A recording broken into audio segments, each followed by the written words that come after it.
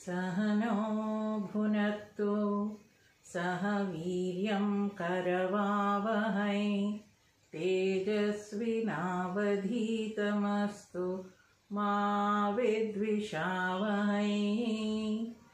ॐ शान्ति शान्ति शान्तिः।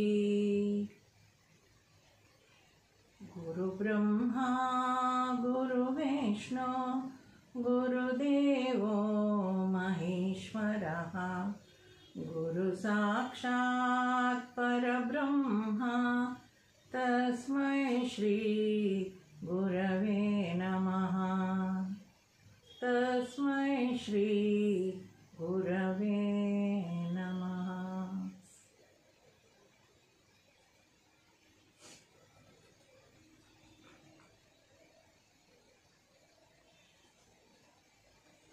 ಇಂಟರ್ನೆಟ್ ಸ್ವಲ್ಪ ಡಿಸ್ಟರ್ಬ್ ಆಗ್ತಾ ಇದೆ.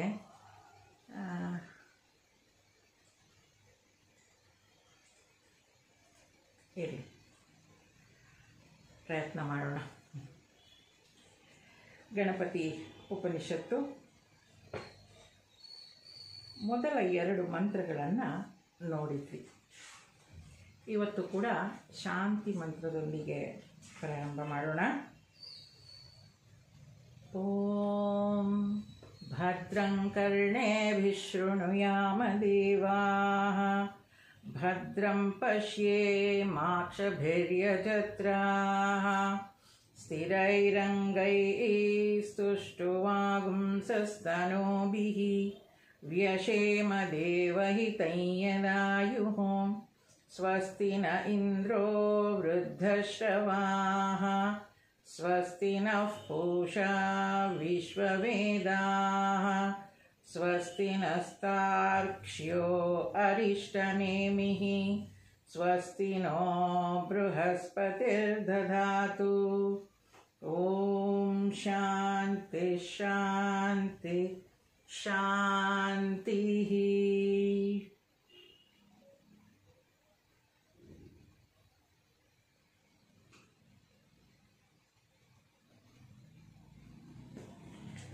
ಗಣಪತಿ ಉಪನಿಷತ್ತಿನಲ್ಲಿ 2 ಮಂತ್ರಗಳನ್ನು ನೋಡಿದ್ವಿ. ಏನದು? ಋತಂ ವಚ್ಮಿ ಸತ್ಯಂ ವಚ್ಮಿ. ಋತಂ ಅಂದರೂ ಸತ್ಯನೇ, ಸತ್ಯಂ ಅಂದರೂ ಸತ್ಯನೇ. ಆದರೂ ಯಾಕೆ ಇಲ್ಲಿ ಋಷಿಗಳು 2 ಸಲ ಹೇಳ್ತಾರೆ ಋತಂ ವಚ್ಮಿ ಅಂತ ಹೇಳಿದ್ರೆ, ಶಾಸ್ತ್ರಗಳಲ್ಲಿ ಏನು ಹೇಳಿದೆ ಅದು ಸತ್ಯ, ಅದು ನನಗೆ ಗೊತ್ತಿದೆ, ಅದನ್ನು ನಾನು ತಿಳ್ಕೊಂಡಿದ್ದೀನಿ. ಸತ್ಯ ಅಂತ ಅವ್ರು ಹೇಳಿದ್ದಾರೆ, ನಾನು ಒಪ್ಕೊಂಡಿದ್ದೀನಿ. ಆದರೆ ಅದಿನ್ನೂ ನನ್ನ ಅನುಭವಕ್ಕೆ ಬಂದಿಲ್ಲ. ಅದಕ್ಕೆ ಋತಂ ವಚ್ಮಿ. ಶಾಸ್ತ್ರಗಳಲ್ಲಿ ಹೇಳಿರುವ ಸತ್ಯವನ್ನು ನಾನು ಒಪ್ಕೊಂಡಿದ್ದೀನಿ. ನನ್ನ ಅನುಭವಕ್ಕೆ ಬಂದಿರುವಂತಹ ಸತ್ಯವನ್ನು ನಾನು ಹೇಳ್ತಾ ಇದ್ದೀನಿ. ಅದು ಸತ್ಯಂ ವಚ್ಮಿ. ಋತಂ ವಚ್ಮಿ ಸತ್ಯಂ ವಚ್ಮಿ, ಎರಡನ್ನೂ ನಾನು ಸತ್ಯ ಅಂತ ಹೇಳ್ತಾ ಇದ್ದೀನಿ. ಅದು ಹೇಳಿದ ಮೇಲೆ ಮುಂದಿನ ಮಂತ್ರದಲ್ಲಿ ಋಷಿಗಳು ಏನು ಹೇಳ್ತಾ ಇದ್ದಾರೆ, ಆ ಭಗವಂತನನ್ನು, ಆ ಗಣಪತಿಯನ್ನು, ಅವನ ರೂಪವನ್ನು ನೆನೆಸ್ಕೊಂಡು ಪ್ರಾರ್ಥನೆ ಏನಂತ, ಅವತ್ವಂ ಮಾಂ ಅವವಕ್ತಾರಂ ಅವಶ್ರೋತಾರಂ ಅವದಾತಾರಂ ಅವಧಾತಾರಂ ಅವಾನೋಚಾನಮವಶಿಷ್ಯಂ ಅವಪಶ್ಚಾತ್ತಾತ್ ಅವಪುರಸ್ತಾತ್ ಅವೋತ್ತರಾತ್ತಾತ್ ಅವದಕ್ಷಿಣಾತ್ತಾತ್ ಅವಚೂರ್ಧ್ವಾತ್ತಾತ್ ಅವಾಧರಾತ್ತಾತ್ ಸರ್ವತೋ ಮಾಂ ಪಾಹಿ ಪಾಹಿ ಸಮಂತಾತ್. ಇಲ್ಲಿ ಅವ ಅಂತ ಹೇಳಿದ್ರೆ ಕನ್ನಡದವ ಅಲ್ಲ, ಸಂಸ್ಕೃತದಲ್ಲಿ ಅವ ಅಂತ ಹೇಳಿದ್ರೆ ರಕ್ಷಿಸು, ದಯವಿಟ್ಟು ನನ್ನನ್ನು ರಕ್ಷಿಸು, ಪ್ಲೀಸ್ ಪ್ರೊಟೆಕ್ಟ್ ಅಂತ. ಅವತ್ವಂ ಮಾಂ. ತ್ವಂ ಅಂದರೆ ನೀನು, ಮಾಂ ಅಂದರೆ ನನ್ನನ್ನು. ನೀನು ನನ್ನನ್ನು ರಕ್ಷಿಸು ಅಂತ.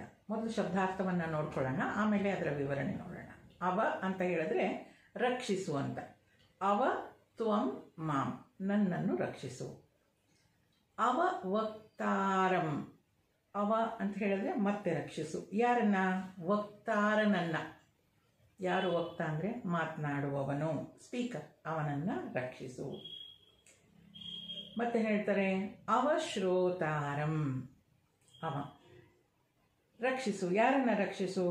ಕೇಳುವವರನ್ನು. ಶ್ರೋತ, ಶ್ರೋತ ಅಂತ ಹೇಳಿದ್ರೆ ಕೇಳುವವರು, ಅವರನ್ನು ರಕ್ಷಿಸು. ಅವದಾತಾರಂ, ರಕ್ಷಿಸು. ಯಾರನ್ನ? ದಾನ ಮಾಡುವ, ದಾತ ಅಂದರೆ ಕೊಡುವವರು, ಡೋನರ್ಸ್, ಕೊಡುವವರನ್ನು ರಕ್ಷಿಸು.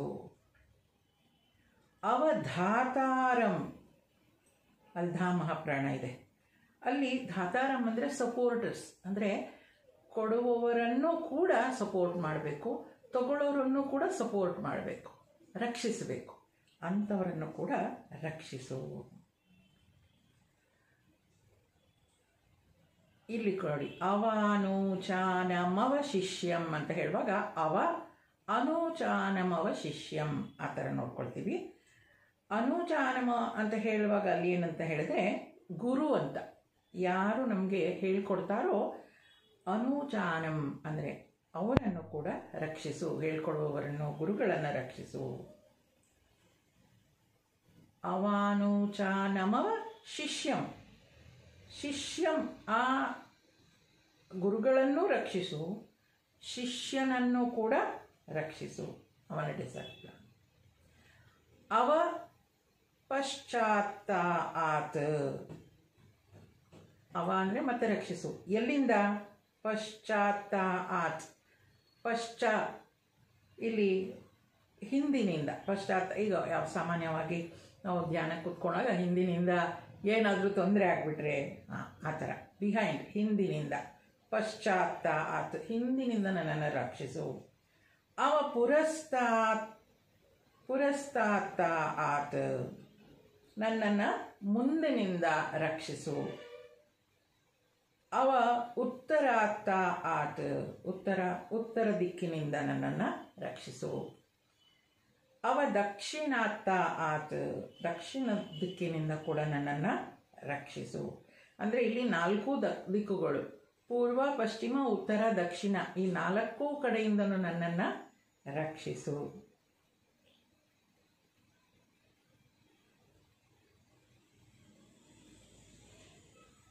ಅವ ಚ ಊರ್ಧ್ವಾತ್ತ ಆತ್, ಊರ್ಧ್ವ ಅಂದರೆ ನನ್ನನ್ನು ಮೇಲಿನಿಂದ ರಕ್ಷಿಸು. ಅವ ಅಧರಾತ್ತ ಆತ್, ಅಧರಾತ್ತ ಆತ್ ಅಂದರೆ ಕೆಳಗಡೆಯಿಂದನೂ ಕೂಡ ನನ್ನನ್ನು ರಕ್ಷಿಸು. ಸರ್ವತಃ, ಎಲ್ಲ ಡೈರೆಕ್ಷನ್ಸ್, ಎಲ್ಲ ಕಡೆಗಳಿಂದಲೂ, ಮಾಂ ನನ್ನನ್ನು, ಪಾಹಿ ಪಾಹಿ ಪ್ಲೀಸ್ ದಯವಿಟ್ಟು ನನ್ನನ್ನು ರಕ್ಷಿಸು. ಸಮಂತಾತ್ ಅಂತ ಹೇಳಿದ್ರೆ ಕಂಪ್ಲೀಟ್ಲಿ, ಎಲ್ಲದರಿಂದಲೂ, ಎಲ್ಲ ಕಡೆಯಿಂದಲೂ ನನ್ನನ್ನು ರಕ್ಷಿಸು. ಎಷ್ಟು ಸುಂದರವಾದ ಮಂತ್ರ ನೋಡಿ. ಈಗ ಮತ್ತೆ ಅದನ್ನು ನೋಡ್ಕೊಳ್ತಾ ಹೋಗೋಣ. ಏನು ಹೇಳ್ತಾರೆ?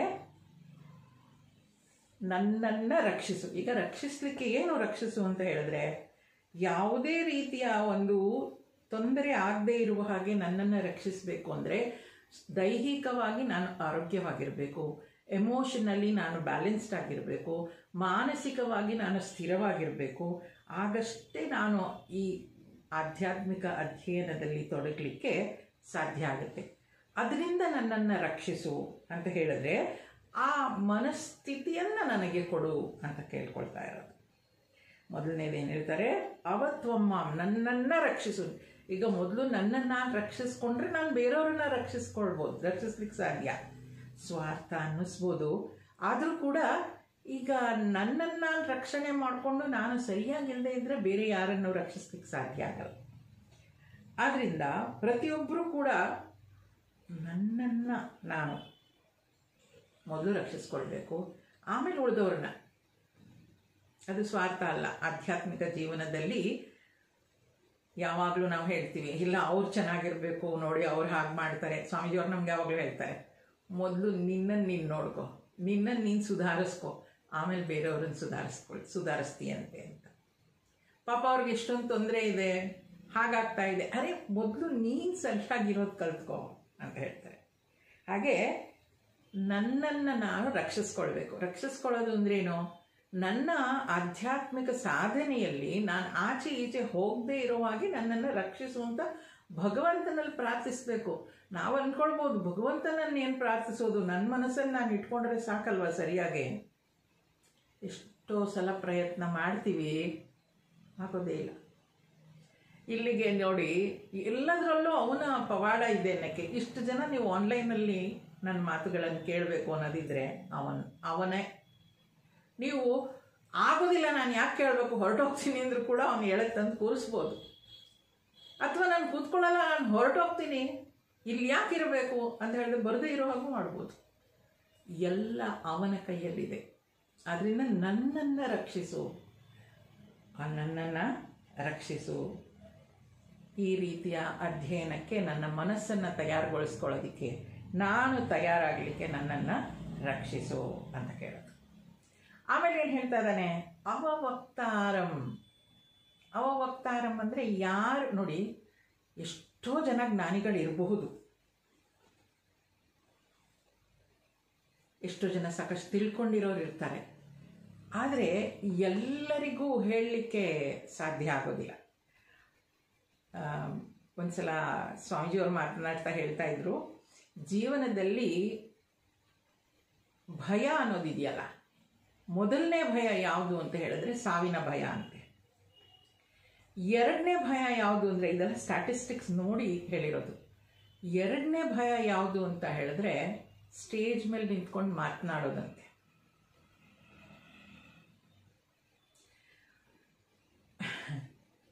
ಅದಕ್ಕೆ ಸ್ವಾಮೀಜಿಯವರು ತಮಾಷೆ ಮಾಡ್ತಾನು ಹೇಳ್ತಾ ಇದ್ರು, ಆ ವಕ್ತಾರನನ್ನು ರಕ್ಷಿಸು ಅಂತ ಹೇಳುವಾಗ, ಆ ವಕ್ತಾರನನ್ನು ಅಂದರೆ ಮಾತನಾಡುವವನನ್ನು ರಕ್ಷಿಸೋದು ಹೇಗೆ? ತಮಾಷೆಗೆ ಹೇಳ್ತಾ ಇದ್ರು, ಅದನ್ನು ಕೇಳಿಸ್ಕೊಂಡು ನಿದ್ದೆ ಮಾಡ್ತಾ ಇರ್ತಾರಲ್ಲ ಅಂಥವರಿಂದ ನನ್ನನ್ನು ರಕ್ಷಿಸು ಅಂತ. ಏಕೆಂದರೆ ಮಾತನಾಡಲಿಕ್ಕೂ ಕೂಡ ಒಂದು ಸ್ಫೂರ್ತಿ ಅನ್ನೋದು ಬೇಕು. ಅದು ಯಾವಾಗ ಬರುತ್ತೆ? ಶ್ರೋತೃಗಳಿಂದ ಬರುತ್ತೆ. ಕೇಳೋರು ಯಾರಿರ್ತಾರೆ ಅವರು ಕೂಡ ಸ್ವಲ್ಪ ಸ್ಫೂರ್ತಿ, ಅವರಿಂದ ಕೂಡ ನಮಗೆ ಸ್ಫೂರ್ತಿ ಸಿಗತ್ತೆ ಮಾತನಾಡಲಿಕ್ಕೆ.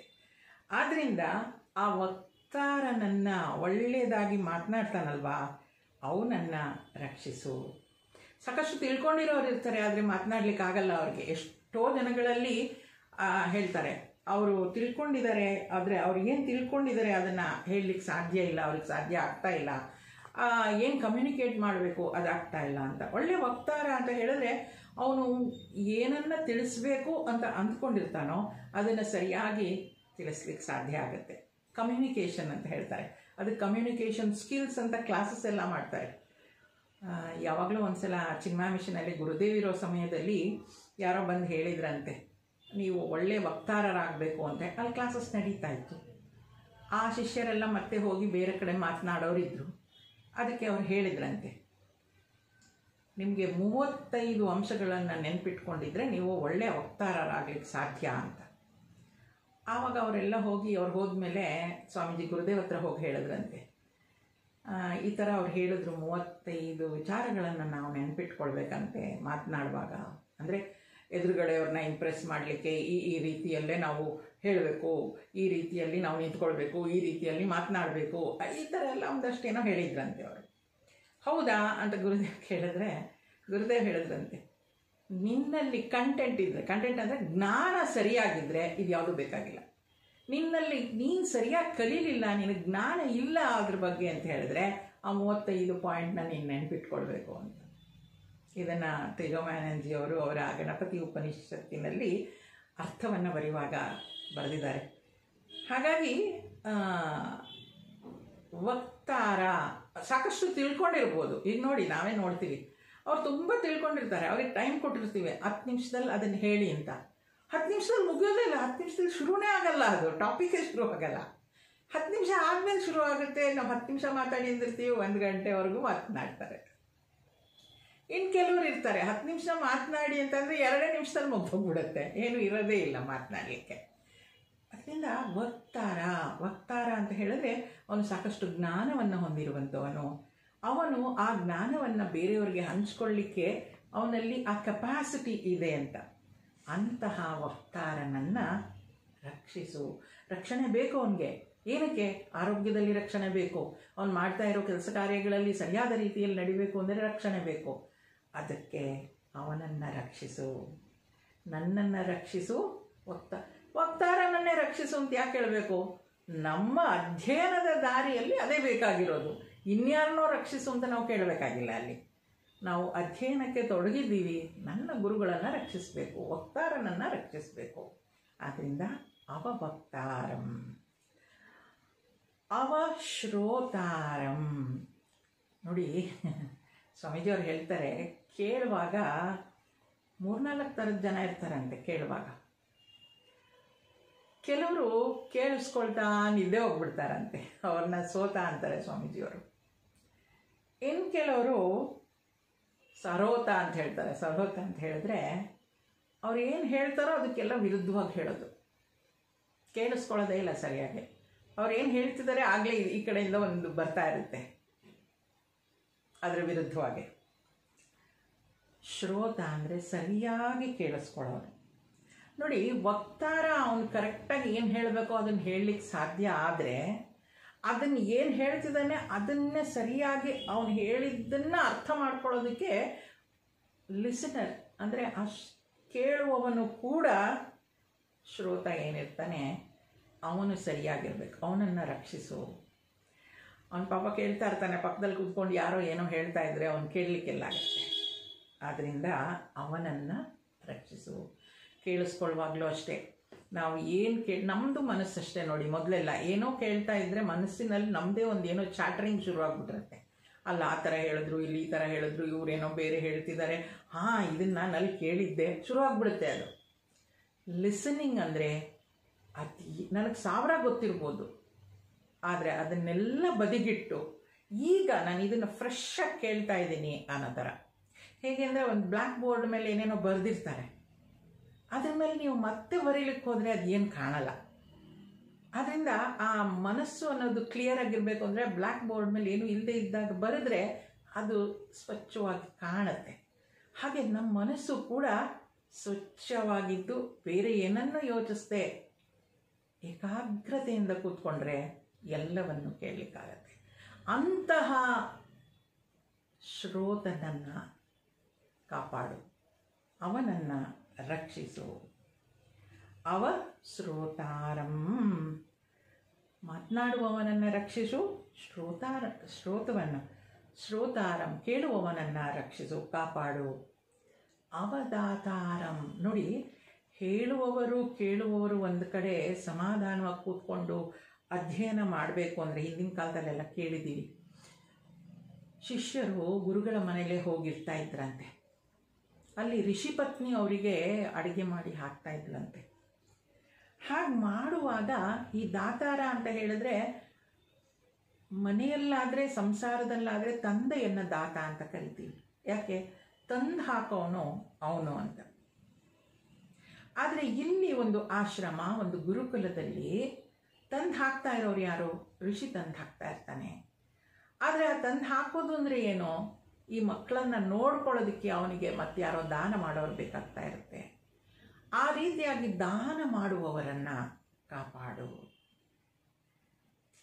ಕೊಡುವವರು ಕೂಡ ನೋಡಿ, ನನಗೇನು ಬೇಡವೋ ಅದನ್ನು ಕೊಟ್ಬಿಡ್ತೀನಿ ಅಂತ ಎಷ್ಟೋ ಸಲ ಆಗುತ್ತೆ. ಕೊಡೋದು ತುಂಬ ಶ್ರೇಷ್ಠವಾದ ಒಂದು ಕಾರ್ಯ. ಅದು ಸರಿಯಾದ ರೀತಿಯಲ್ಲಿ ಕೊಡಲಿಲ್ಲ ಅಂತ ಹೇಳಿದ್ರೆ ನಾವು ಏನು ಕೊಟ್ಟಿರ್ತೀವೋ ಅದೇ ನಮಗೆ ವಾಪಸ್ ಬರುತ್ತೆ. ನಮಗೆ ಬೇಡವಾದ ಕೊಡೋದು, ಹಾಳಾಗೋಗ್ಲಿ ಅಂತ ಕೊಡೋದು, ಈ ಥರ ಇರುತ್ತೆ. ಕೆಲವರು ಇಲ್ಲ ನಿಜವಾಗ್ಲೂ ಕೊಡಬೇಕು ನಾನು ಅಂತ ಹೇಳಿ ಪ್ರೀತಿಯಿಂದ ಕೊಡೋದು ಇರುತ್ತೆ. ಹಾಗೆ ಪ್ರೀತಿಯಿಂದ ಕೊಡಬೇಕಂತೆ. ನಾವೆಲ್ಲ ಚಿಕ್ಕವರಿರುವಾಗ ನಮ್ಮ ಅಜ್ಜಿ ಹೇಳೋರು, ಎಷ್ಟೋ ಸಲ ಮನೆಯಲ್ಲಿ ಹಿಂದಿನ ರಾತ್ರಿ ಸ್ವಲ್ಪ ಅವಾಗೆಲ್ಲ ಫ್ರಿಡ್ಜ್ ಇರ್ತಿರಲಿಲ್ಲ ಹಳ್ಳಿಗಳಲ್ಲಲ್ವಾ. ಈಗಲೂ ಎಷ್ಟೋ ಹಳ್ಳಿಗಳಲ್ಲಿಲ್ಲ.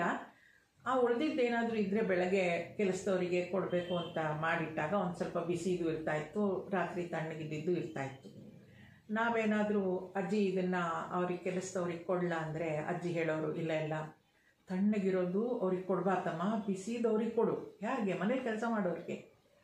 ಯಾವತ್ತಿಗೂ ತಣ್ಣಗಿರೋದನ್ನು ಬೇರೆಯವ್ರಿಗೆ ಕೊಡಬಾರ್ದು, ಅದನ್ನು ನಾವು ತಿನ್ಬೋದು, ಬೇರೆಯವ್ರಿಗೆ ಕೊಡಬಾರ್ದು ಅಂತ. ಏನನ್ನು ಕೊಡ್ತೀವಿ ಅದು ಶುದ್ಧವಾಗಿರಬೇಕು, ಮನಸ್ಫೂರ್ತಿಯಾಗಿ ಅದನ್ನು ಮಾಡಿ ತಂದು ಕೊಡಬೇಕು. ಅದರಿಂದ ಕೊಡೋದು ಕೂಡ ಬಹಳ ಶ್ರೇಷ್ಠವಾದದ್ದು. ಆ ರೀತಿಯಲ್ಲಿ ದಾತ ಯಾರು ಕೊಡ್ತಾರೋ ಅವನನ್ನು ಕಾಪಾಡು. ಅಂದರೆ ಅವರು ಕೊಡ್ತಾ ಇರಲಿ, ಕೊಡುವಂಥ ಮನಸ್ಸು ಅವ್ರದ್ದಾಗಿರಲಿ, ನಾನು ನಿಜವಾಗಿ ಕೊಡುವಂಥವನಾಗಲಿ ಅಂತ. ಎಷ್ಟು ಸುಂದರವಾಗಿದೆ ನೋಡಿ. ಕೊಡಬೇಕಾದ್ರೂ ಕೂಡ ಭಯ ಭಕ್ತಿಯಿಂದ ಮನಸ್ಫೂರ್ತಿಯಾಗಿ ಕೊಟ್ಟಿದ್ದವರಿಗೆ ಒಳ್ಳೆಯದಾಗಲಿ ಅನ್ನೋ ದೃಷ್ಟಿಯಿಂದ ಯಾರು ಕೊಡ್ತಾರೋ ಅಂಥವ್ರನ್ನ ಕಾಪಾಡು. ಅಂಥವನು ನಾನಾಗಬೇಕು, ಆ ರೀತಿಯ ಒಬ್ಬ ದಾತ ನಾನಾಗಬೇಕು ಅನ್ನೋದು ಕೂಡ ಇಲ್ಲಿ ಪ್ರಾರ್ಥನೆ. ಧಾತಾರಂ ಅವಧಾತಾರಂ. ನೋಡಿ, ಕೆಲವರು ಡೈರೆಕ್ಟಾಗಿ ಹಿಂಗೆ ಕೊಟ್ಟು ದಾತ ಕೊಡ್ತಾರೆ, ಏನು ದಾನ ಮಾಡಬೇಕು ಅದು ಕೊಡ್ತಾರೆ. ಅನ್ನ ಇರ್ಬೋದು, ಹಣ ಇರ್ಬೋದು, ಏನೋ ಒಂದು ಕೊಟ್ಟು ಸಹಾಯ ಮಾಡ್ತಾರೆ, ಕೊಡ್ತಾರೆ. ಆದರೆ ಇನ್ನು ಕೆಲವ್ರಿಗೆ ಒಂದು ಸಪೋರ್ಟ್ ಮಾಡೋವಂಥವ್ರು ಬೇಕು. ಹೇಗೆ ಅಂತ ಹೇಳಿದ್ರೆ, ಈಗ ಅಲ್ಲೊಂದು ಚಂದದಲ್ಲಿ ಒಂದು ಗುರುಕುಲ ನಡೀತಾ ಇದೆ, ಅಲ್ಲಿ ಮತ್ತಷ್ಟು ಜನ ಬಂದು ಶಿಷ್ಯರು ಸೇರಿಕೊಳ್ಬೇಕು ಅಂದರೆ ಅವ್ರು ಹಣ ಎಲ್ಲ ಕೊಟ್ಟು ಅದು ದಾತಾರ ಯಾರು ಕೊಟ್ಟಿರ್ತಾನೆ. ಆದರೆ ಅದನ್ನು ಸಪೋರ್ಟ್ ಮಾಡಬೇಕಲ್ಲ, ಅದು ಮುಂದಕ್ಕೆ ಹಾಗೆ ಬೆಳ್ಕೊಂಡು ಹೋಗಬೇಕು ಅಂತ ಸಪೋರ್ಟ್ ಮಾಡಬೇಕಾದ್ರೆ ಅವನು ದಾತಾರ ಅಂತಾಗ್ತಾನೆ. ದಾತಾರ ಅಂದರೆ ಆ ಒಳ್ಳೆ ಕಾರ್ಯಗಳಾಗಲಿ, ಇನ್ನೂ ಮತ್ತಷ್ಟಾಗಲಿ ಅಂತ ಪ್ರಚಾರ ಕೊಡುವಂಥ ಕೆಲಸಗಳನ್ನು ಮಾಡ್ತಾನೆ. ಆ ರೀತಿಯಲ್ಲಿ ಇನ್ನಷ್ಟು ನಡ್ಕೊಂಡು ಹೋಗಲಿ ಅನ್ನೋ ಥರದಲ್ಲಿ ಮತ್ತಷ್ಟು ಪಬ್ಲಿಸಿಟಿಯನ್ನು ಕೊಟ್ಟು ಜನಗಳನ್ನು ಅಲ್ಲಿಗೆ ತಂದಿರ್ತಾನೆ. ಸಪೋರ್ಟ್ ಅಂದರೆ ಅದು ಒಳ್ಳೆ ಕಾರ್ಯ ನಡೀತಾ ಇದೆ, ಮತ್ತಷ್ಟು ಚಂದದಲ್ಲಿ ನಡೀಲಿ ಅಂತ ಸಪೋರ್ಟ್ ಮಾಡುವಂಥದ್ದು. ಬರೀ ಹಣದಿಂದ ಅಲ್ಲ, ಮಾನಸಿಕವಾಗಿ, ದೈಹಿಕವಾಗಿ ಎಲ್ಲ ಥರದಲ್ಲೂ ದಾತನೂ ಆಗ್ಬೋದು, ಧಾತಾರನೂ ಆಗ್ಬೋದು. ಆ ರೀತಿಯ ಧಾತಾರನನ್ನು ರಕ್ಷಿಸು. ನೋಡಿ, ಈಗಲೂ ಎಷ್ಟೋ ಜನ ಮಾಡ್ತಾರಲ್ವ, ನಾವು ಟಿ ವಿಯಲ್ಲೆಲ್ಲ ನೋಡ್ತೀವಿ, ಚಾರಿಟಿ ಶೋಸ್ ಅಂತೆಲ್ಲ ಮಾಡ್ತಾರಲ್ಲ. ಅವರು ಅದೇನೋ ಒಂದು ಕೌನ್ ಬನೇಗಾ ಕರೋಡ್ಪತಿಯಲ್ಲಿ ಭಾಗವಹಿಸಿ ಬಂದಿದ್ದ ಹಣವನ್ನು ತಗೊಂಡೋಗಿ ಅಲ್ಲಿ ಯಾವುದೋ ಒಂದು ಪ್ರಾಣಿ ದಯಾ ಸಂಘ ಅಂತ ಯಾರೋ ಮಾಡ್ತಾ ಇರ್ತಾರೆ, ಅವ್ರಿಗೆ ಕೊಡ್ತಾರೆ. ಅಂದರೆ ಅವರು ಹಣ ಅವ್ರ ಹತ್ರ ಕೊಡೋಷ್ಟು ಕೊಟ್ಟಾಗಿರುತ್ತೆ, ಆದರೆ ಮತ್ತಷ್ಟು ಕೊಡಬೇಕು ಅನ್ನುವಾಗ ಈ ರೀತಿಯಾಗಿ ಸಪೋರ್ಟ್ ಮಾಡ್ತಾರೆ. ಐ ಸಪೋರ್ಟ್ ಅಂತ ಹೇಳ್ತಾರೆ ನೋಡಿ ಇಲ್ಲಿ. ಅಂತಹ ಧಾತ ಅಂದರೆ ಅದು. ಆ ಸಪೋರ್ಟ್ ಮಾಡುವಂತಹ ಜನರನ್ನು ರಕ್ಷಿಸು, ಕಾಪಾಡು ಅಂತ ಕೇಳ್ತಾರೆ. ಅಲ್ಲಿಗೇನಾಯ್ತದು? ಅವತ್ವಮ್ಮ ಅವವಕ್ತಾರಂ ಅವಶ್ರೋತಾರಂ ಅವದಾತಾರಂ ಅವಧಾತಾರಂ ಅವಾನೋಚಾನಮವಶಿಷ್ಯಂ. ಗುರು ಶಿಷ್ಯರನ್ನು, ಗುರುವನ್ನು, ಅನೂಚನ ಅಂದರೆ ಗುರುವನ್ನು ರಕ್ಷಿಸು ಅಂತ. ಗುರುವನ್ನೇನು ರಕ್ಷಿಸೋದು? ಅವನು ರಕ್ಷಿಸ್ಕೊಳ್ತಾನೆ? ಇಲ್ಲ, ಗುರುವನ್ನು ಕೂಡ ರಕ್ಷಿಸಬೇಕು. ಯಾಕಂದರೆ ನಮ್ಮ ಅವಶ್ಯಕತೆಗೆ ತಕ್ಕನಾಗಿ ಗುರು ನನ್ನ ಮುಂದೆ ಬರ್ತಾನೆ. ನೋಡಿ, ಎಷ್ಟು ಅದ್ಭುತ ಅಂದರೆ, ನಾವು ಈ ಸಾಧನೆಯ ಮಾರ್ಗದಲ್ಲಿ ಹೋಗಬೇಕಾದ್ರೆ ಮುಂದೆ ಏನು ಮಾಡಬೇಕು ಅಂತ ನಾವು ಯೋಚಿಸೋಕೆ ಮೊದಲೇ ನಮಗೆ ಯಾರೋ ಏನೋ ಒಂದು ಕ್ಲೂ ಕೊಟ್ಟಿರ್ತಾರೆ. ಈ ಸ್ವಾಮೀಜಿಗಳು ಬರ್ತಾ ಇದ್ದಾರೆ, ಇವ್ರ ಪ್ರವಚನವನ್ನು ಕೇಳು ಅಂತ. ನಾವು ಅವ್ರನ್ನ ಕೇಳಬೇಕು ಅಂತ ಅಂದ್ಕೊಂಡ್ರೆ ವ್ಯವಸ್ಥೆ ತಾನಾಗೆ ಎಲ್ಲ ಆಗ್ಬಿಡುತ್ತೆ. ಅಂದರೆ ನಾವು ಎಷ್ಟು ಕಲ್ತಿರ್ತೀವೋ, ಎಷ್ಟು ತಯಾರಾಗಿರ್ತೀವೋ, ಅದಕ್ಕೆ ಮುಂದೆ ನಮಗೇನು ಜ್ಞಾನ ಬೇಕೋ ಅದನ್ನು ಅವನು ಒದಗಿಸ್ತಾನೆ. ಅದು ಅದ್ಭುತವಾದ ರೀತಿಯಲ್ಲಿ. ಅಲ್ಲಿ ಹೋಗಿ ಕೂತ್ಕೊಂಡು ಕೇಳಿದಾಗ ಗೊತ್ತಾಗುತ್ತೆ, ಅರೆ ನಾನು ಇದನ್ನೇ ಅಲ್ವಾ ಹುಡುಕ್ತಾ ಇದ್ದಿದ್ದು, ಇದೇ ಅಲ್ವಾ ನನಗೆ ಬೇಕಾಗಿದ್ದಿದ್ದು, ಹೇ ಭಗವಂತ ಹೇಗೆ ಕೊಡಿಸ್ತೆ ನೀನು ಅನಿಸ್ಬಿಡುತ್ತೆ. ಅದರಿಂದ ಗುರುವನ್ನು ಕಾಪಾಡು. ಯಾರನ್ನು ಗುರು ಅಂತ ಹೇಳ್ತೀವಿ? ಯಾರು ನನ್ನನ್ನು ಈ ವೈದಿಕ ವೃತ್ತಿಗೆ, ಅಂದರೆ ಈ ಅಧ್ಯಯನಕ್ಕೆ ನನ್ನನ್ನು ಮೊದಲು ಕರ್ಕೊಂಡು ಬರ್ತಾರೋ ಅವರು ಗುರು. ಆಮೇಲೆ ಬೇಕಾದಷ್ಟು ಗುರುಗಳು ಸಿಗ್ತಾರೆ, ಶಿಕ್ಷಾ ಗುರುಗಳು ಅಂತ ಹೇಳ್ತೀವಿ. ಅಂದರೆ ಒಬ್ಬರು ದ್ವೈತ ಕಲಿಸ್ತಿರ್ತಾರೆ, ಇನ್ನೊಬ್ರು ಅದ್ವೈತ ಕಲಿಸ್ತಿರ್ತಾರೆ. ನಂಗೆ ಎರಡೂ ಕಲಿಬೇಕು ಅಂದರೆ ನಾನು ಬೇರೆ ಬೇರೆ ಗುರುಗಳ ಹತ್ರ ಹೋಗ್ಬೋದು. ಮತ್ತು ದೀಕ್ಷಾ ಗುರುಗಳು ಅಂತ ಹೇಳ್ತಾರೆ. ದೀಕ್ಷೆ ಅಂದರೆ ಮಂತ್ರ ದೀಕ್ಷೆಯನ್ನು ಕೊಡ್ತಾರೆ. ನನಗೆ ಯಾವುದೋ ಒಂದು ಮಂತ್ರದ ದೀಕ್ಷೆ ತಗೋಬೇಕು, ಆದರೆ ನಾನು ಯಾವ ಗುರುನ ಫಾಲೋ ಮಾಡ್ತಿದ್ದೀನಿ ಅವರು ಆ ಮಂತ್ರ ದೀಕ್ಷೆ ಕೊಡಲಿಕ್ಕಾಗಲ್ಲ. ಯಾರು ಆ ಮಂತ್ರ ದೀಕ್ಷೆಯನ್ನು ಕೊಡ್ತಾರೋ ನಾನು ಅವ್ರ ಹತ್ರನೇ ಹೋಗಿ ತಗೋಬೇಕು ಅಂದರೆ ಅದಕ್ಕೂ ಅವಕಾಶ ಇರುತ್ತೆ. ಆದರೆ ಮಂತ್ರ ದೀಕ್ಷೆ ಕೊಡ್ಬೇಕಾದ್ರೆ ಅವ್ರು ಅಷ್ಟು ಮಂತ್ರಗಳನ್ನು, ಎಷ್ಟೋ ಸಾವಿರ ಕೋಟಿ ಮಂತ್ರ ಜಪ ಮಾಡಿರ್ಬೇಕು, ಅವಾಗಷ್ಟೇ ಅವ್ರ ದೀಕ್ಷೆ ಕೊಡೋಕ್ಕಾಗೋದು. ಆ ರೀತಿಯ ಗುರು, ಆ ಗುರುವನ್ನು ರಕ್ಷಿಸು ಅಂತ. ಅವನು ನಮ್ಮನ್ನು ಕರ್ಮ ಉಪಾಸನೆ ಇದಕ್ಕೆಲ್ಲ ತೊಡಗಿಸದೇ ಇರ್ಬೋದು, ಆದರೆ ಮೊದಲು ಯಾರು ನನ್ನನ್ನು ಈ ದಾರಿಗೆ ತಂದು ಹಾಕಿದ್ದಾನೆ, ಇಲ್ಲಿ ನನಗೆ ನಡೆಯುವಂತೆ ಬಿಟ್ಟಿದ್ದಾನೆ, ಇದನ್ನು ಪರಿಚಯ ಮಾಡಿಕೊಟ್ಟಿದ್ದಾನೆ, ಅವನು ನಿಜವಾದ ಗುರು ಆಗ್ತಾನೆ.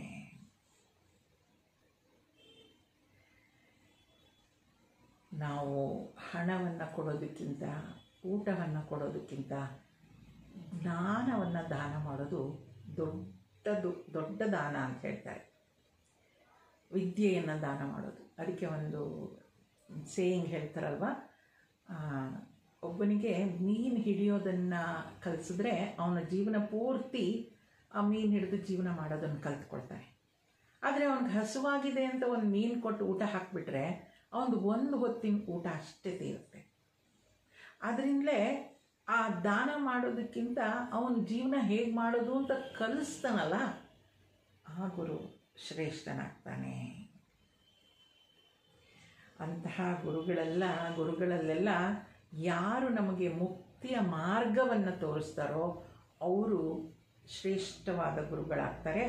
ಅಂತಹ ಗುರುವನ್ನು ನೀನು ಕಾಪಾಡು ಅಂತ ಕೇಳ್ತಾರೆ. ಗುರುವನ್ನು ಕಾಪಾಡು, ಶಿಷ್ಯನನ್ನು ಕಾಪಾಡು. ನೋಡಿ, ಗುರುಗಳು ತಯಾರಿರ್ತಾರೆ, ಶಿಷ್ಯರೇ ಸಿಗೋದಿಲ್ವಂತೆ. ರಾಮಕೃಷ್ಣ ಪರಮಹಂಸರು ಶಿಷ್ಯ ಬರಲಿ ಅಂತ ಕಾಯ್ತಿದ್ರಂತೆ. ಆಗ ವಿವೇಕಾನಂದ ಬಂದಿದ್ದಂತೆ.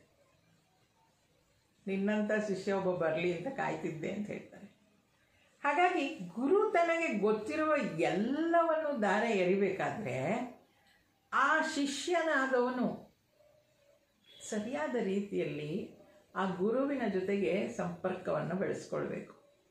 ಅದರಿಂದಲೇ ನೋಡಿ, ಗುರು ಶಿಷ್ಯರ ಸಂಬಂಧ ಹೇಗೆ ಅಂದರೆ, ಗುರು ಹತ್ರ ಹೋದ ತಕ್ಷಣ ಶಿಷ್ಯನಿಗೆ ಎಲ್ಲವನ್ನು ಹೇಳ್ಕೊಟ್ಬಿಡೋದಿಲ್ಲ. ಒಂದು ಸ್ವಲ್ಪ ದಿನ ನನ್ನಲ್ಲಿ ಕೆಲಸ ಮಾಡು ಅಂತ ಹೇಳ್ತಾರೆ ಅವರು. ಏನು ಮನೆ ಕೆಲಸ, ಅಲ್ಲಿ ಹೋಮ ಹವನ ಏನೇನು ನಡೀತಾ ಇರುತ್ತೆ, ಯಜ್ಞ ಯಾಗಾದಿಗಳು, ನೀರು ತಂದು ಹಾಕೋದು, ಇಂಥ ಕೆಲಸಗಳನ್ನು ಮಾಡ್ಕೊಂಡಿರು ಅಂತಾರೆ. ಆಮೇಲೆ ನಿನಗೆ ಏನು ಪ್ರಶ್ನೆ ಕೇಳಬೇಕು ಅಂತಿರುತ್ತೋ ಅದನ್ನು ಕೇಳು, ನಂಗೆ ಉತ್ತರ ಗೊತ್ತಿದ್ರೆ ಹೇಳ್ತೀನಿ ಅಂತಾರೆ. ಅವಾಗ ಶಿಷ್ಯನಿಗೆ ಎಷ್ಟು ನಂಬಿಕೆ ಇರಬೇಕು ನೋಡಿ ಆ ಗುರುಗಳ ಮೇಲೆ. ಮಾಡ್ತಾನ ಅವನು. ಅಂತಹ ಶಿಷ್ಯ ಯಾರಿಗೆ ಜ್ಞಾನ ಬೇಕೇ ಬೇಕು ಅಂತ ಹೋಗಿರ್ತಾನೋ, ಯಾರು ತನ್ನ ಗುರುವಿನ ಜೊತೆಗೆ ಒಂದು ಸಂಬಂಧವನ್ನು ಬೆಳೆಸ್ಕೊಳ್ತಾನೋ. ನೋಡಿ, ಶಿಷ್ಯರಲ್ಲೂ ಬೇಕಾದಷ್ಟು ಥರ ಇರ್ತಾರೆ. ಏನಂದರೆ, ಕೆಲವು ರೀತಿಯ ಶಿಷ್ಯರು ಹೇಗಪ್ಪ ಅಂತ ಹೇಳಿದ್ರೆ, ನೀನು ಇದನ್ನು ಮಾಡು ಅಂತ ಹೇಳಿದ್ರೆ ಮಾಡ್ತಾರೆ ಅಷ್ಟೆ. ಇಷ್ಟೇ, ನೀ ಹೋಗಿ ಒಂದು ಕಡೆ ನೀರು ತೊಗೊಂಡು ಬಾ, ಈಗ ಹೋಗಿ ತಂದು ಕೊಡ್ತಾರೆ. ಅಗ್ನಿ ಸ್ಪರ್ಶ ಮಾಡಬೇಕು, ಕಟ್ಟಿಗೆ ಬೇಕು, ಕಟ್ಟಿಗೆ ತೊಗೊಂಡು ಬಾ, ತೊಗೊಂಡು. ಇನ್ನು ಕೆಲವರು ಇರ್ತಾರೆ, ಗುರುಗಳು ಹೇಳ್ತಾ ಇದ್ದಾರೆ, ಅವ್ರು ಎದ್ದ ತಕ್ಷಣ ಪೂಜೆ ಮಾಡ್ತಾರೆ, ಸ್ನಾನ ಮಾಡ್ತಾರೆ. ಅಂದರೆ ಅವರಿಗಾಗಲೇ ಅಲ್ಲಿ ಬಿಸಿ ನೀರನ್ನು ರೆಡಿ ಮಾಡಿಟ್ಟಿರ್ತಾರೆ. ಹೇಳಬೇಕಾಗಿಲ್ಲ ಅವರು, ನಾನು ಸ್ನಾನ ಮಾಡುವಾಗ ಬಿಸಿನೀರು ಕೊಡು, ಇಲ್ಲ, ರೆಡಿ ಮಾಡಿ. ಸ್ನಾನ ಆದಮೇಲೆ ಅವ್ರು ಧರಿಸುವ ವಸ್ತ್ರಗಳು ಸಿಗುವಾಗಿರ್ತಾರೆ. ಅದಾದಮೇಲೆ ಅವರು ಪೂಜೆಗೆ ಕೂತ್ಕೊಳ್ತಾರೆ. ಅಂದರೆ ಪೂಜೆಗೆ ಎಲ್ಲವನ್ನು ಸ್ವಚ್ಛ ಮಾಡಿ ಅಣಿ ಮಾಡಿರ್ತಾರೆ. ಅಲ್ಲಿ ಹೇಳಬೇಕಾಗೇ ಇಲ್ಲ. ಮೊದಲನೇ ರೀತಿಯ ಶಿಷ್ಯರು ಮೊದಲು ಹೇಳಿದ್ದೆಂಥದ್ದು, ಹೇಳಿದ್ರಷ್ಟೇ ಮಾಡುವಂಥವ್ರು. ಇವರು ತಿಳ್ಕೊಂಡು ಮಾಡುವಂಥವ್ರು, ಇವರು ಶ್ರೇಷ್ಠ ಅಂತಾರೆ. ಇನ್ನು ಕೆಲವರು ಶಿಷ್ಯರು ಇರ್ತಾರಂತೆ, ಹೇಳಿದ್ರೂ ಮಾಡೋದಿಲ್ಲ. ತಗೊಂಡು ಬಾ ನೀರು ಅಂದರೆ ಆಯಿತು ತರ್ತೀನಿ ಅಂತ ಹೋದವ್ರು ಹೋಗೇ ಬಿಡ್ತಾರಂತೆ, ತರೋದೇ ಇಲ್ವಂತೆ. ಹಾಗೆ ಹೇಳಿದ್ರೂ ಮಾಡದೇ ಇರುವಂಥ ಶಿಷ್ಯರಿರ್ತಾರೆ, ಹೇಳಿದರೆ ಕರೆಕ್ಟಾಗಿ ಅದನ್ನೇ ಅಷ್ಟೇ ಮಾಡುವಂಥ ಶಿಷ್ಯರಿರ್ತಾರೆ. ತಿಳ್ಕೊಂಡು ಮಾಡುವಂಥ ಶಿಷ್ಯರಿರ್ತಾರೆ. ಗುರುಜಿ ಏನೊಬ್ರು ಹೇಳ್ತಾರೆ, ಇನ್ನೊಂದು ಥರ ಶಿಷ್ಯರಿರ್ತಾರೆ, ಏನು ಹೇಳ್ತೀವೋ ಅದಕ್ಕೆ ಉಲ್ಟಾ ಮಾಡುವಂಥವ್ರು ಅಂತ. ಅಂದರೆ ಹೋಗಿ ನೀರು ತೊಗೊಂಡು ಬಾ ಅಂತ ಹೇಳಿದ್ರೆ ಮತ್ತೇನೋ ತೊಗೊಂಡು ಬರೋದು, ಕಟ್ಟಿಗೆ ತೊಗೊಂಡ್ಬರೋದು, ಉಲ್ಟಾ ಮಾಡೋದು. ಎಲ್ಲ ಏನು ಹೇಳಿದ್ರು ಅದಕ್ಕೆ ಉಲ್ಟಾ ಮಾಡೋದು. ಆ ರೀತಿಯ ಶಿಷ್ಯರು ಕೂಡ ಇರ್ತಾರಂತೆ. ಆದ್ದರಿಂದ ಆ ಗುರುಗಳನ್ನು ಸರಿಯಾಗಿ ಅವ್ರು ಏನು ಹೇಳ್ತಾರೋ ಅದು ಅರ್ಥ ಮಾಡ್ಕೊಳ್ಳೋದಕ್ಕೆ ಅವ್ರ ಜೊತೆ ಇದ್ದು ಅವರ ಮನಸ್ಸಿನ ಭಾವನೆಗಳನ್ನು ಅರ್ಥ ಮಾಡಿಕೊಳ್ಳುವಂತಹ ಒಬ್ಬ ಶಿಷ್ಯ ಬೇಕು. ಅಂತಹ ಶಿಷ್ಯನನ್ನು ಕಾಪಾಡು, ಅಂತಹ ಶಿಷ್ಯ, ಅಂತಹ ಗುರುವನ್ನು ಕಾಪಾಡು, ರಕ್ಷಿಸು, ಪ್ರೊಟೆಕ್ಟ್ ದೆಮ್ ಅಂತ. ಅದಾದ ನಂತರ ಹೇಳ್ತಾರೆ, ಎಲ್ಲೆಲ್ಲಿಂದ ಕಾಪಾಡಬೇಕು ಅವ್ರನ್ನ ಅಲ್ವಾ? ಅವ ಪಶ್ಚಾತ್ತಾತ್, ಅವ ಪುರಸ್ತಾತ್, ಅವೋತ್ತರಾತ್ತಾತ್, ಅವ ದಕ್ಷಿಣಾತ್ತಾತ್, ಅವ ಚೋರ್ಧ್ವಾತ್ತಾತ್ ಅಲ್ವಾ, ಅವಾಧರಾತ್ತಾತ್. ಎಲ್ಲ ಕಡೆಯಿಂದಲೂ ಪೂರ್ವ, ಪಶ್ಚಿಮ, ಉತ್ತರ, ದಕ್ಷಿಣ, ಮೇಲೆ, ಕೆಳಗೆ ಅಷ್ಟೂ ದಿಕ್ಕುಗಳಿಂದ ಕಾಪಾಡು. ಯಾರನ್ನ? ಎಲ್ಲರನ್ನು, ಗುರು ಶಿಷ್ಯರನ್ನು, ಎಲ್ಲರನ್ನು. ಅಲ್ಲಿ ಯಾರನ್ನ? ಇದೆಲ್ಲ ಹೇಗೆ ಅಂತ ಹೇಳಿದ್ರೆ ಎಲ್ಲ ದಿಕ್ಕುಗಳಿಂದ. ಈಗ ನಮಗೆ ನಮ್ಮ ದೇಶವನ್ನು ನಾವು ಕಾಪಾಡಿಕೊಳ್ಬೇಕು ಅಂದರೆ ನಾವು ಏನಿದೆ, ಆರ್ಮಿ ಇದೆ, ಏರ್ ಫೋರ್ಸ್ ಇದೆ ಅಲ್ವಾ, ನೇವಿ ಇದೆ, ಬೇರೆ ಬೇರೆ ರೀತಿಯಾಗಿ ನಾವು ನಮ್ಮ ದೇಶವನ್ನು ರಕ್ಷಣೆ ಮಾಡ್ಕೊಳ್ಳೋದಕ್ಕೆ ವ್ಯವಸ್ಥೆ ಮಾಡ್ಕೊಂಡಿದ್ದೀವಿ.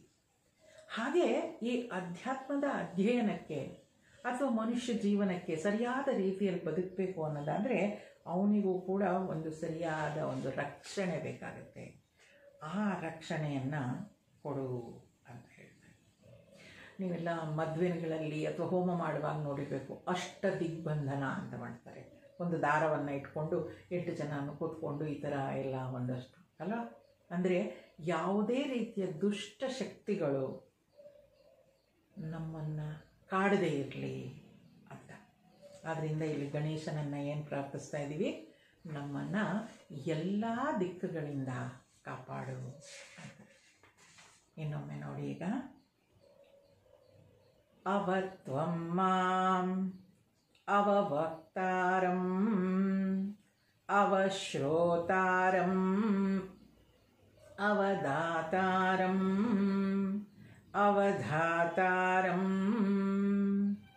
ಅವಾನೋಚಾನಮವಶಿಷ್ಯಂ ಅವಪಶ್ಚಾತ್ತಾತ್ ಅವಪುರಸ್ತಾತ್ತಾತ್ ಅವೋತ್ತರಾತ್ತಾತ್ ಅವದಕ್ಷಿಣಾತ್ತಾತ್ ಅವಚೋರ್ಧ್ವಾತ್ತಾತ್ ಅವಾಧರಾತ್ತಾತ್ ಸರ್ವತೋ ಮಾಂ ಪಾಹಿ ಪಾಹಿ ಸಮಂತ. ಸರ್ವತೋ ಮಾಂ, ಎಲ್ಲ ಕಡೆಯಿಂದನೂ ದಯವಿಟ್ಟು ನನ್ನನ್ನು ರಕ್ಷಿಸು. ಸರ್ವತೋ ಮಾಂ ಪಾಹಿ, ಪ್ಲೀಸ್ ನನ್ನನ್ನು ರಕ್ಷಿಸು ಅಂತ ಕೇಳ್ಕೊಳ್ತಾರೆ. ಇಷ್ಟಾದ ನಂತರ ಗಣಪತಿ ಹೇಗೆ, ಅವನ ನೇಚರ್ ಯಾವ ಥರದ್ದು ಅಂತ ಮುಂದಿನ ಮಾತ್ರದಲ್ಲಿ ಋಷಿಗಳು ಹೇಳ್ತಾರೆ. ತ್ವಂ ವಾಂಗ್ಮಯಸ್ತ್ವಂ ಚಿನ್ಮಯಃ ತ್ವಮಾನಂದಮಯಸ್ತ್ವಂ ಬ್ರಹ್ಮಮಯಃ ತ್ವಂ ಸಚ್ಚಿದಾನಂದಾದ್ವಿತೀಯೋಸಿ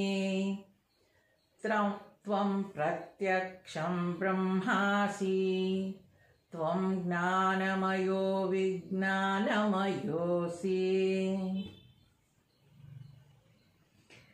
ತ್ವಂ ಅಂದರೆ ನೀನು, ಗಣಪತಿಗೆ ಹೇಳ್ತಾ ಇರೋದು. ವಾಂಗ್ಮಯ ಅಂದರೆ ಈಗ ನನ್ನ ಶ್ರೋತ ವಕ್ತಾರ ಎಲ್ಲ ಹೇಳ್ಬಿಟ್ವಿ, ಆದರೆ ಆ ವಕ್ತಾರ ಯಾರು, ಆ ಶ್ರೋತಾರ ಯಾರು? ಅವ್ನು ಮಾತನಾಡ್ತಾನೆ ಅಂದರೆ ಅವನಿಲ್ಲದೆ ಏನು ಒಂದು ಕಡ್ಡಿ ಕೂಡ ಅಲ್ಲಾಡಲಿಕ್ಕೆ ಸಾಧ್ಯ ಇಲ್ಲ. ಅದರಿಂದ ಏನು ಹೇಳ್ತಾರೆ ಇಲ್ಲಿ, ನೀನೇ you are the embodiment of speech ಅಂತ. ಅಂದರೆ ಆ ಮಾತುಗಳು, ಆ ಧ್ವನಿಯಲ್ಲಿ ನೀನೇ ಇರೋದು ಅಂತ, ಆ ಧ್ವನಿನೇ ನೀನು ಅಂತ. ತ್ವಂ ವಾಗ್ಮಯಸ್ತ್ವಂ ಚಿನ್ಮಯ.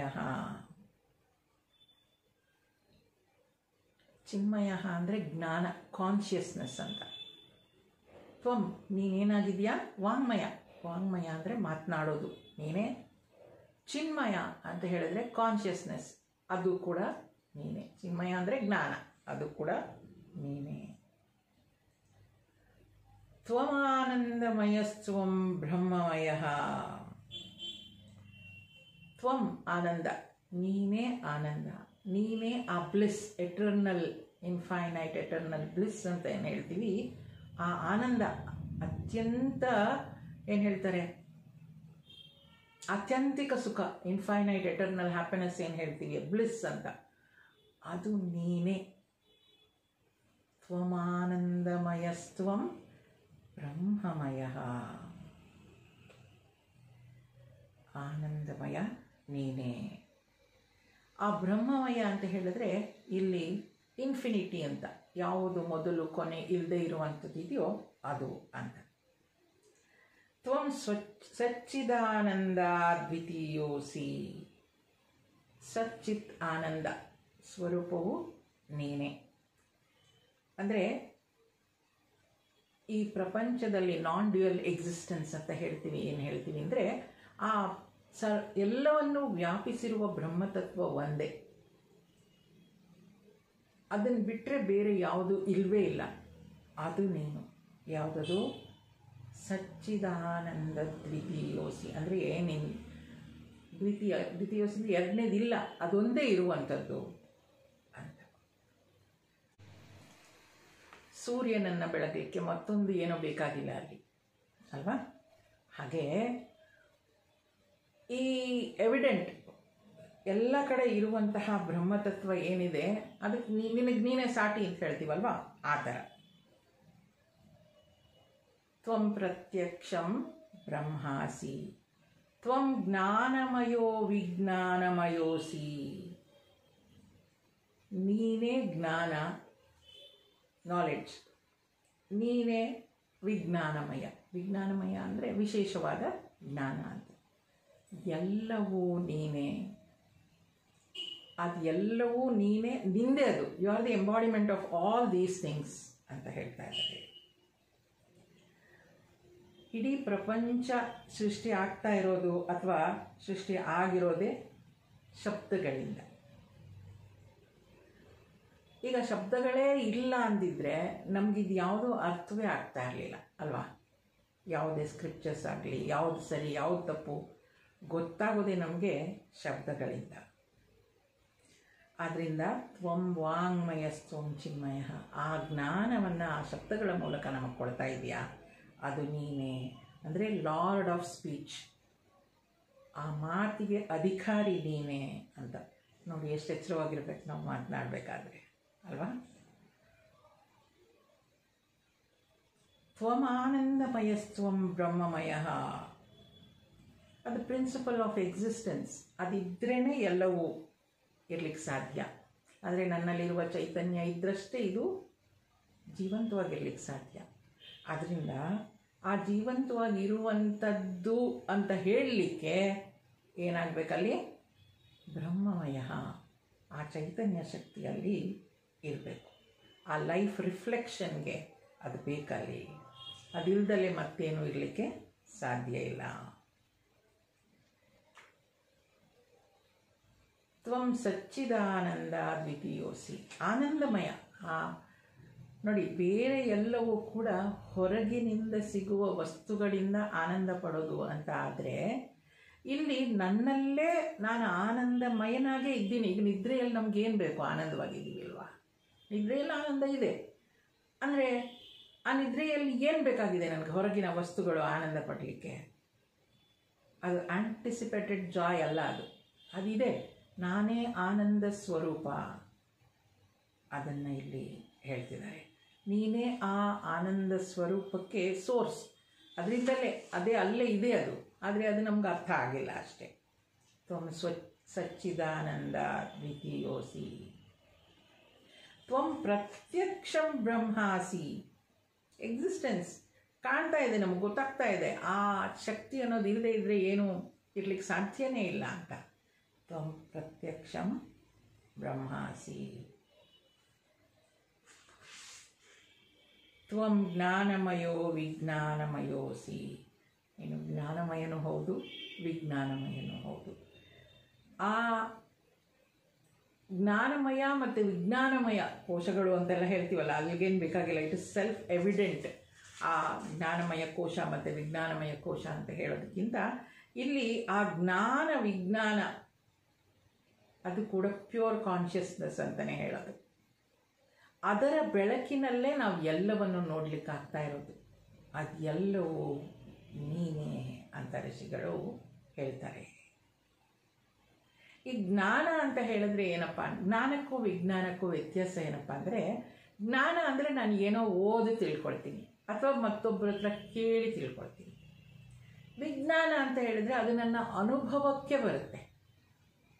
ಅನುಭವಕ್ಕೆ ಬಂದಿದ್ದು ವಿಜ್ಞಾನ ಅಂತ ಅನಿಸ್ಕೊಳುತ್ತೆ. ಈ ಜ್ಞಾನ ಅಂದರೆ ಸಣ್ಣ ಎಲ್ಲರೂ ಯಾವಾಗಲೂ ಕಾಮನ್ ಆಗಿ ಕೊಡುವಂತಹ ಉದಾಹರಣೆ ಏನಪ್ಪ ಅಂದರೆ, ಸಕ್ಕರೆ ಬೆಳ್ಳಗಿರುತ್ತೆ, ಕ್ರಿಸ್ಟಲ್ಸ್ ಥರ ಇರುತ್ತೆ, ಅದು ನಾಲ್ಗೆಗೆ ಹಾಕೊಂಡ ತಕ್ಷಣ ಒಂದು ರೀತಿಯ ಸಿಹಿ ಅನುಭವ ಆಗುತ್ತೆ. ಇದೆಲ್ಲ ಏನು ಜ್ಞಾನ. ಪುಸ್ತಕದಲ್ಲಿ ಓದಿದ್ದೀನಿ ಸಕ್ಕರೆ ಅಂದರೆ ಏನು ಅಂತ, ಅದು ಜ್ಞಾನ. ಒಂದು ಸಲ ನಾನೇ ಸಕ್ಕರೆಯನ್ನು ಬಾಯಿಗೆ ಹಾಕ್ಕೊಂಡು ನೋಡ್ತೀನಿ, ಅನುಭವಕ್ಕೆ ಬಂತು. ಹೌದು, ಪುಸ್ತಕದಲ್ಲಿ ಏನು ಹೇಳಿದ್ರು ಅದೇ ಥರ ಇದೆ, ಬೆಳ್ಳಗಿದೆ, ಕ್ರಿಸ್ಟಲ್ಸ್ ಆಗಿದೆ, ಬಾಯಿಗೆ ಇಟ್ಕೊಂಡ ತಕ್ಷಣ ಕರಗುತ್ತೆ, ಅಲ್ಲೊಂದು ಸಿಹಿಯ ಅನುಭವ ಬರ್ತಾ ಇದೆ. ಅರೆ ಬಾ, ಅನುಭವಕ್ಕೆ ಬಂತು. ಅದು ವಿಜ್ಞಾನ. ಅಂದರೆ ನಾವು ಏನೇನು ಓದಿರ್ತೀವಿ, ಏನೇನು ಕಲ್ತಿರ್ತೀವಿ ಸ್ಕ್ರಿಪ್ಚರ್ಸಿಂದಾಗಲಿ ವೇದ ಉಪನಿಷತ್ತುಗಳಿಂದಾಗಲಿ, ಅದು ನಮ್ಮ ಅನುಭವಕ್ಕೆ ಬರುತ್ತಲ್ವಾ, ಅದು ವಿಜ್ಞಾನ ಅಂತ ಅನಿಸ್ಕೊಳತ್ತೆ. ಅದರಿಂದ ಆ ಗಣಪತಿ ಎಂಥವನೋ ನೋಡಿ, ಇಲ್ಲಿ ಅವನನ್ನು ಸಾಕಾರ ಆನೆ ಸೊಂಡಲಿನ ಗಣಪತಿಯಾಗಿ ನಾವು ನೋಡ್ತಾ ಇಲ್ಲ. ಇಲ್ಲಿ ನಿರ್ಗುಣ ನಿರಾಕಾರ ರೂಪನನ್ನ ನೋಡ್ತಾ ಇದ್ದೀವಿ. ಅವನನ್ನು ಎಲ್ಲೆಲ್ಲೂ ನೋಡ್ತಾ ಇದ್ದೀವಿ. ಅವನು ಎಲ್ಲ ಕಡೆ ಇದ್ದಾನೆ, ಎಲ್ಲವೂ ಅವನೇ ಅಂತ ಹೇಳ್ತಾ ಇದ್ದೀವಿ ಅಲ್ವಾ. ಭಗವಂತನೇ ಎಲ್ಲನೂ ಆದ ಅಂತ ನಾವು ಕೇಳಿದ್ದೀವಲ್ವ. ಅವನು ಮಾತನ್ನು ಸೃಷ್ಟಿಸಲಿಲ್ಲ, ಮಾತು ಅವನೇ ಆದ. ಹಾಗೆ ಈಗ ನೋಡಿ, ಇನ್ನೊಮ್ಮೆ ಇದನ್ನು ಹೇಳ್ತೀನಿ, ಇದು ಸ್ವಲ್ಪ ಆಳವಾಗಿ ಅರ್ಥ ಮಾಡಿಕೊಳ್ಬೇಕು ಈ ಮಂತ್ರವನ್ನು, ಆಗ ಚೆನ್ನಾಗಿ ಅನುಭವಿಸ್ಲಿಕ್ಕಾಗತ್ತೆ. ತ್ವಂ ವಾಂಗ್ಮಯಸ್ತ್ವಂ ಚಿನ್ಮಯಃ ತ್ವಮಾನಂದಮಯಸ್ತ್ವಂ ಬ್ರಹ್ಮಮಯಃ ತ್ವಂ ಸಚ್ಚಿದಾನಂದ ದ್ವಿತೀಯೋಸಿ ತ್ವಂ ಪ್ರತ್ಯಕ್ಷಂ ಬ್ರಹ್ಮಾಸಿ ತ್ವಂ ಜ್ಞಾನಮಯೋ ವಿಜ್ಞಾನಮಯೋಸಿ. ತ್ವಂ ಎಲ್ಲವೂ ನೀನೇ ಅಂತ ಹೇಳ್ತಾರೆ. ಈ ಗಣಪತಿ ಉಪನಿಷತ್ತಿನ ಪುಸ್ತಕ ತಮ್ಮ ಹತ್ರ ಎಲ್ಲ ಇದೆ ಅಲ್ವಾ, ಅದರಲ್ಲಿ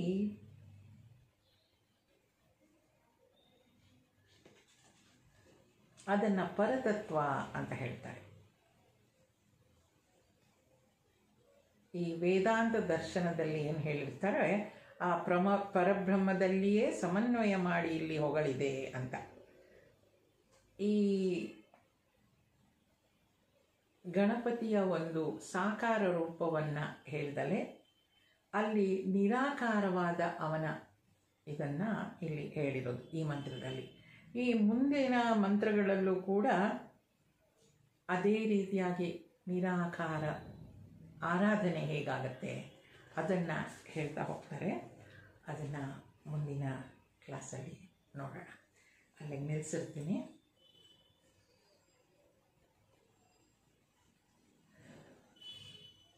ಅಸತೋ ಮಾ ಸದ್ಗಮಯ ತಮಸೋ ಮಾ ಜ್ಯೋತಿರ್ಗಮಯ ಮೃತ್ಯೋರ್ಮಾ ಅಮೃತಂಗಮಯ. ಓಂ ಶಾಂತಿ ಶಾಂತಿ ಶಾಂತಿ